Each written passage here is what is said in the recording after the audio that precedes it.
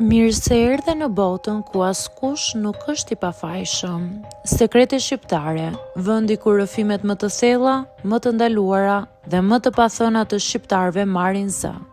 Na bëni subscribe për histori të ndryshme.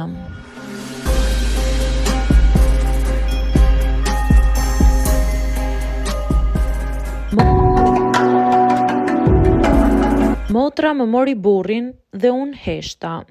Nuk e di nëse duhet ta quaj fat, mallkim apo dënim, por historia ime është ajo e një gruaje që humbi gjithçka, jo nga një e huaj, por nga personi që e kishte më afër, motra ime. Ne ishim dy motra shumë të lidhura. Unë isha e madhja, gjithmonë më e qeta, më e matura, ajo që kujdesej për të tjerët, ndërsa Arta ishte ndryshe, më e bukur, më e shkujdesur, më e llastuar nga të gjithë. Ndoshta për këtë arsye gjithmonë e kam ndjerë se duhej ta mbroja dhe ta udhëzoja. Kur u martova ajo ishte 20 vjeçe. Në dasmën time ajo qante më shumë se unë, më përqafoi dhe më tha, do të më mungosh çdo ditë. Dhe më mungoi, por nuk e dija që një ditë do të më mungonte ndryshe.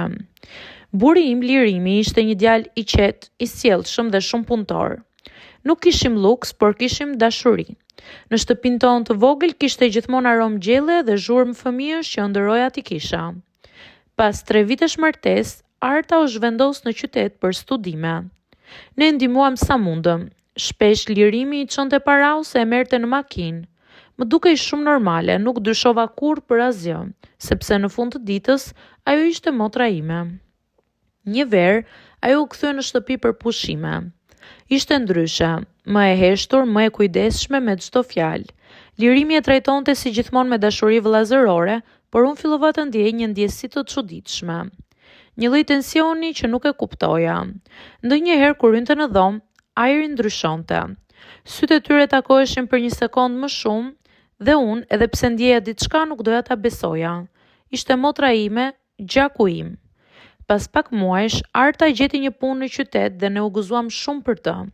Por Lirimi filloi të shkonte më shpesh për punë atje. Fillimisht nuk e vura re, por një mbrëmje, ndërsa po palosja rrobat, gjeta një faturë hoteli në xhepin e pantallonave të tij. Në fillim më ngrin duart. Syt mu e rrësuan, e dija që diçka po ndodhte, por nuk ma priste mendja me kë. Nuk fola. E lash të shoh më shumë, të kuptoj më shumë. Javë pas jave gjithçka u bë më e qartë. Dhe një ditë, pash atë që as në ëndër nuk doja ta shihja, një foto në telefonin e tij ku ata ishin bashk. Në atë moment, ndjeva sikur më ndaloi fryma. Nuk bërtita, nuk qava. Ula në dysheme dhe ndjeva vetëm boshllëk.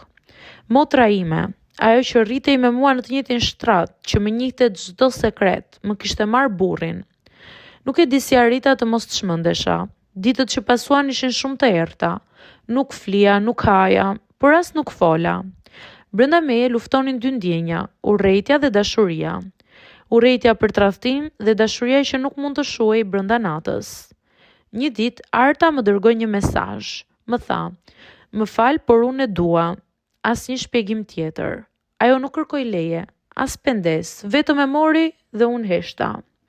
Jo sepse nuk kisha forcë, por sepse e dija që zhurma ime do të shkatronte më shumë njerëz se sa kishte shkatruar ajo dashuri e ndaluar.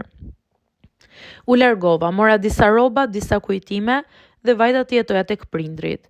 Ata nuk e morën vesh kurrë të vërtetën. Thjesht u thash që nuk po shkoni mirë me burrin. Nuk desha ta njollosja askënd, as motrën, as burrin që dikur kisha dashur me shpirt. Vite më vonë mësova që u martuan. Në fshat thonin që ishte çift shumë i bukur. Askush nuk e dinte çfarë kishte ndodhur më parë. Kur i pash rastësisht në një dasëm, sytë e tyre nuk mund të më shihnin drejt.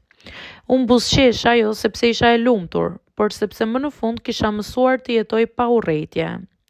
Ata më morën gjithçka, por unë mbajta dinjitetin, dhe ndoshta në fund kjo ishte fitoria ime e vetme. Sot jetoj vetëm me një paqe të çuditshme në shpirt. Ende ndjeja të plagë brenda, por ajo më kujton se asgjë nuk është për gjithmonë.